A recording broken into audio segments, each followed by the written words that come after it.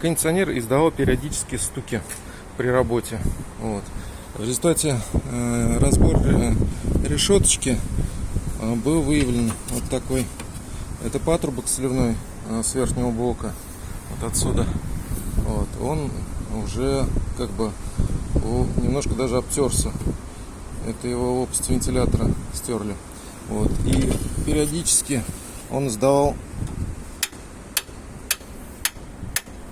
вот такой звук.